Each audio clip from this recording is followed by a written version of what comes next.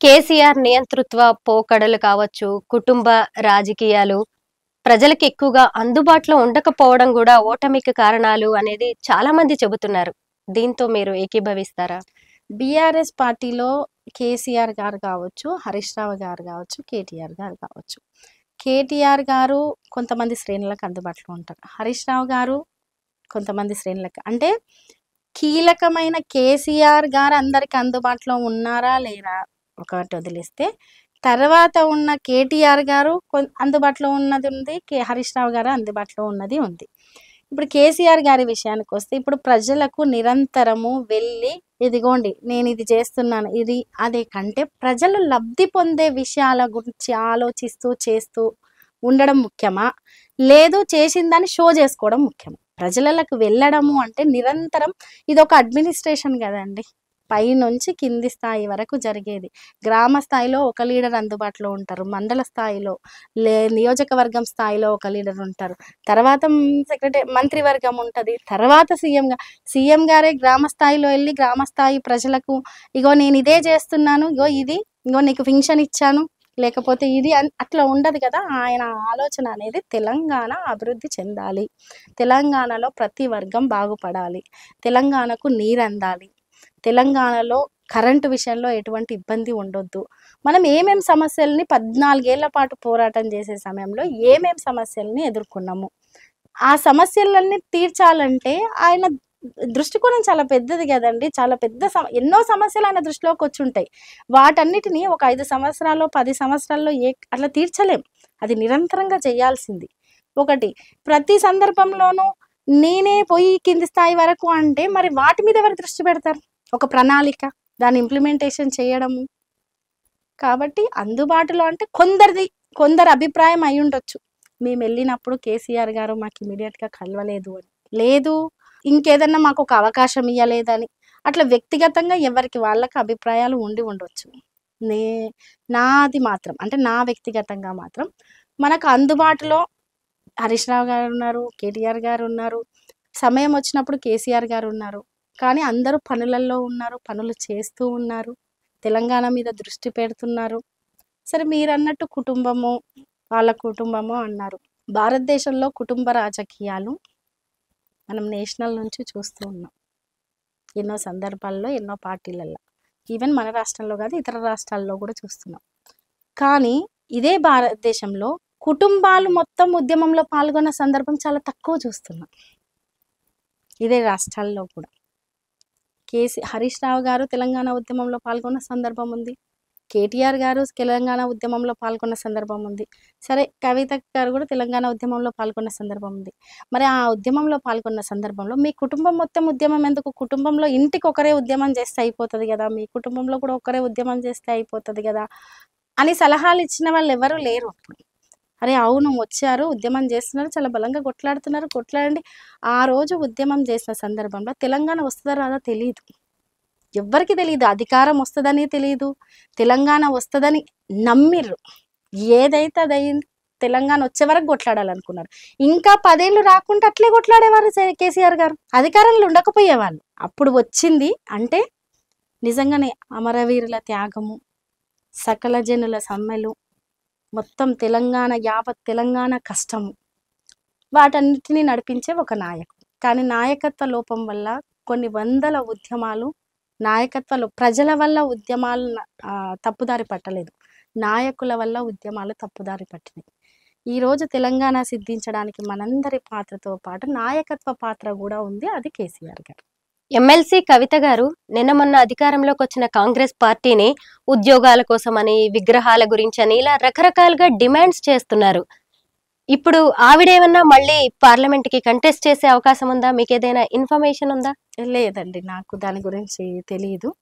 బహుశా పార్టీలో ఎలా నిర్ణయిస్తారో ఏంటో ఆ అంశాలను బట్టి ఉంటది కదా, నాకు ఎటువంటి ఇన్ఫర్మేషన్. ఒక సీఎం గారి కూతురు, ఒక మాజీ ఎంపీ, ఎమ్మెల్సీగా ఉన్న కవిత లిక్కర్ కేసులో ఇరుక్కోవడం, అందులో ఆమె విచారణను ఎదుర్కోవడం ఎలా చూడొచ్చు అంటారు? ఇక్కడని కాదండి, మన రాష్ట్రంలో అని కాదు, ఇతర రాష్ట్రాల్లో కూడా ఒక అధికారంలో ఉన్న అంటే ఒక సీఎం స్థానంలో ఉన్న చాలా మంది నాయకుల వారసత్వం అనుకోండి, కూతుర్లు అనుకోండి, కొడుకులను అనుకోండి, ఏదో ఒక స్కామ్లలో ఇరికించడం అనేది సహజంగా మనం రాజకీయ చరిత్రలో చూస్తున్నాం. అంటే ఇది రాజకీయమే తప్ప అందులో నిజం లేదు అంటారా? నిజాల కంటే రాజకీయం ఎక్కువ ఉంది అంటున్నాను నేను. ఒక విషయంలో నిజాల కంటే అంటే ఇటువంటి ఇప్పుడు ఈ పార్టీయే కాదండి. నేను అనేది ఈరోజు బీఆర్ఎస్ పార్టీ అని కాదు. ఇంకొక పార్టీ కావచ్చు, అంతకుముందు పార్టీలు కావచ్చు, లేదు వేరే రాష్ట్రాల పార్టీలు కావచ్చు, దేశాల రాజకీయాల్లో చూసుకున్నా కూడా ఎప్పుడైతే అధికారంలో ఉండి అధికారంలోకి వెళ్ళినప్పుడు వాళ్ళ మీద కేసులు, అధికారం లేనప్పుడు వాళ్ళ మీద కేసులు పెట్టడం కావచ్చు, లేదంటే రాష్ట్రాల్లో ఉన్న పార్టీలను ఏదో ఒక రకంగా లొంగ తీసుకోవడానికి కొన్ని కేసులు పెట్టడం, ఇవి సహజంగా జరుగుతున్నాయి. ఈరోజు కేజ్రీవాల్ గారి మీద కావచ్చు, ఆ పార్టీ మీద వస్తున్న నిర్బంధం చూసుకున్నా మనము, అట్లా ఇవి జరుగుతూ ఉన్నాయి, జరుగుతాయి. వీళ్ళకు వాళ్ళకి అని కాదండి, రాజకీయ వ్యవస్థలో అందరికీ జరుగుతాయి. అంటే కేసీఆర్ గారు బీజేపీకి సలాం చేయడం వల్లే, వాళ్ళకి తలొగ్గడం వల్లే ఈ కేసు సైడ్కి వెళ్ళింది, కవిత సేఫ్ అయ్యారు అనేవి కూడా ఉన్నాయి. ఇప్పుడు కేసుకు సంబంధించి సుప్రీంకోర్టులో ఉంది, సుప్రీంకోర్టులో పిటిషన్ వేశారు. కోర్టులు అనేవి ఎటువంటి నిర్ణయాలు తీసుకుంటాయి, ఎలా తీసుకుంటాయి అనేది ఎవరి పరిధిలోకి, ఇప్పుడు ఈ ప్రభుత్వం ఆ ప్రభుత్వం పరిధిలోకి అయితే రావు కదండి. కోర్టులో కొన్నిసార్లు పాజిటివ్గా రావచ్చు, నెగిటివ్గా కూడా రావచ్చు. ఈ రోజు పాజిటివ్గా వచ్చి ఉండొచ్చు తీర్పు, రేపు ఇంకో రకంగా రావచ్చు. దానికి రాజకీయాలకు అంటే అది కోర్టు తీర్పులో ఉంది కాబట్టి బీఆర్ఎస్ పార్టీకి బీజేపీకి, ఒకవేళ బీజేపీ బీఆర్ఎస్ పార్టీతో సఖ్యతగానే ఉంటే ఏదైతే ప్రభుత్వం నుంచి రావాల్సిన గ్రాంట్లు 66,000 పోయిన బడ్జెట్లో అనుకున్నాయి వచ్చాయండి? రాలేదు. కాళేశ్వరంకి జాతీయ హోదా వచ్చిందా? రాలేదు. మరి సఖ్యతతో ఉంటే ఇవన్నీ జరగాలి కదా. అంటే ఒకవేళ ఇదొక్క విషయమే కాదు కదా, వ్యక్తిగత విషయం మాత్రమే చేసి రాష్ట్రానికి సంబంధించిన విషయం సఖ్యతగా లేకపోతే ఈ రోజు బీఆర్ఎస్ పార్టీనో లేకపోతే కేసీఆర్ గారినో చాలా అదిగా భావించి ఉంటే బీజేపీ, జల వివాదమే ఉండకపోయేది మనకు. కాబట్టి పార్టీల మధ్య వైరం ఉందా లేకపోతే స్నేహం ఉందా అనే దానికంటే ఇవన్నీ ఇప్పటికి మాత్రం బీఆర్ఎస్ పార్టీకి లేదు, బీజేపీకి స్నేహం ఉంది అని చెప్తుంది. కాంగ్రెస్ పార్టీ అది రాజకీయ అవసరం కోసం మాత్రమే. రజనీ గారు అన్ని అనుకూలిస్తే ఖచ్చితంగా మీరు పార్లమెంట్ లోకి ఒకవేళ అడుగుపెట్టే అవకాశం కూడా ఉంది. ఒక ఎంపీ స్థాయి వ్యక్తిగా ఉన్నారు అంటే, నేను ఇంకా మిమ్మల్ని సాయి చంద్ వైఫ్ గానే నేను పరిమితం చేయట్లేదు. అందుకే తెలంగాణ పాలిటిక్స్ గురించే కాకుండా ఏపీ పాలిటిక్స్ గురించి కూడా కొంచెం మాట్లాడుకుందాం. ఏపీ పాలిటిక్స్ కూడా ఇప్పుడు త్వరలో ఎన్నికలు జరగబోతున్నాయి, చాలా గరంగా ఉంది. షర్మిల లాంటి ఆమె వచ్చేసి వేరే పార్టీ నుంచి డైరెక్ట్ గా అన్ననే టార్గెట్ చేస్తుంది. అంటే ఒక బయట వ్యక్తులుగా చూస్తున్నప్పుడు ఏమనిపిస్తుంది మీకు ఈ పాలిటిక్స్ చూస్తే?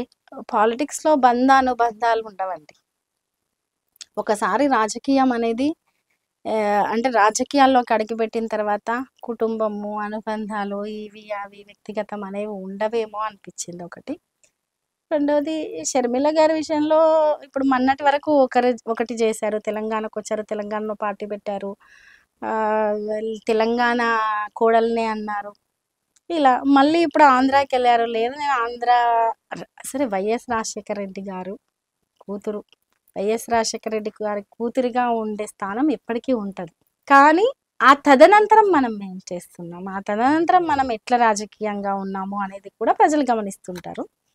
బహుశా ఇప్పుడు తెలంగాణలో అయిపోయింది, తెలంగాణ ప్రజలు బహుశా నమ్మలేదు కాబట్టి మళ్ళీ అక్కడ దుకాణాన్ని అక్కడికి మార్చేశారు. బహుశా కాంగ్రెస్ పార్టీ అదొక పావుగా వాడుకుంటున్నారేమో అనుకుంటున్నాను నేనైతే.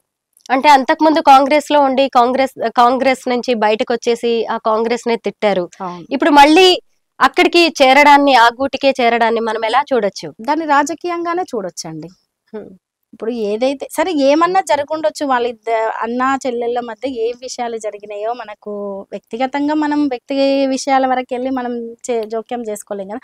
కానీ తండ్రికి జరిగిన అన్యాయాన్ని వైఎస్ రాజశేఖర రెడ్డి గారి తదనంతరం ఆ కుటుంబానికి కాంగ్రెస్ పార్టీ నుంచి చాలా అన్యాయం జరిగిందనే కదా వాళ్ళు గొంతు విప్పి బయటికి వచ్చారు. ఈవెన్ విజయమ్మ గారు కూడా ఇది పరిస్థితి అని చెప్పేసి, ఈవెన్ సరే షర్మిల గారు పాదయాత్ర చేశారు, జగన్ గారు జైలుకి వెళ్ళినప్పుడు ఎంత సందర్భం ఉంది. కానీ కాంగ్రెస్ పార్టీ వాళ్ళని చాలా ఇబ్బంది పెట్టిన సందర్భం కూడా పెద్ద ఎత్తున వాళ్ళ నోటి నుంచే విన్న సందర్భం ఉంది, మనం చెప్పడం కాదు, వాళ్ళే మాట్లాడారు. ఇప్పుడు మళ్ళీ అదే కాంగ్రెస్ పార్టీ ఏదో ఒక సందర్భంలో దగ్గర తీసిందని చెప్పేసి తండ్రి నుంచి వచ్చిన ఆ ఏదైతే ఇబ్బంది ఉందో అది ఎలా మర్చిపోగలుగుతారండి? రేపు ఇప్పుడు నాలాంటి వాళ్ళు కూడా, నేను రేపు రాజకీయాల్లో అడుగుపెట్టిన తర్వాత నేను నా పునాదో లేకపోతే నా కష్టం ఏందని సాయిచ్చేది నా కష్టం, నా శ్రమ అది కదా. నేను అలాగే షర్మిల గారు కూడా ఎన్నడకున్నా వైఎస్ రాజశేఖర రెడ్డి గారి బిడ్డ. అప్పుడు వాళ్ళు ఏదైతే ఇబ్బంది పడ్డారో ఆ ఇబ్బందులను గుర్తించి ఉంటే ఒకలాగా ఉండేది. అంటే రాజకీయం అంటే రాజకీయమేనండి, వ్యక్తిగతంగా ఎందుకు చూడాలి? ఆమె కూడా కాంగ్రెస్ తో ఉంటేనే నేను అనుకున్నది సాధించగలను అని కూడా ఆమె కూడా అనుకుంటూ ఉండొచ్చు కదా. అందుకే ఇప్పుడు రాజకీయం ఏం చేస్తున్నారు షర్మిల గారు అంటే రాజకీయం అనే చెప్తున్నారు. రాజకీయాన్ని రాజకీయంగా చూడాలనేది ఒక పార్టు, రాజకీయం ప్రజల కోసం అనేది ఒక పార్టు. అంటే ప్రజల కోసం కాకుండా తన స్వార్థం కోసం ఆమె పార్టీలని వాడుకుంటున్నారు. రాజకీయాన్ని రాజకీయంగా చూసి అలా మూవ్ అయ్యారు అంటే ఒకలా ఆలోచించవచ్చు. లేదు రాజకీయం అనేది ప్రజలకు చేసే సేవ అనుకుంటే ఒకలాగా ఆలోచించవచ్చు.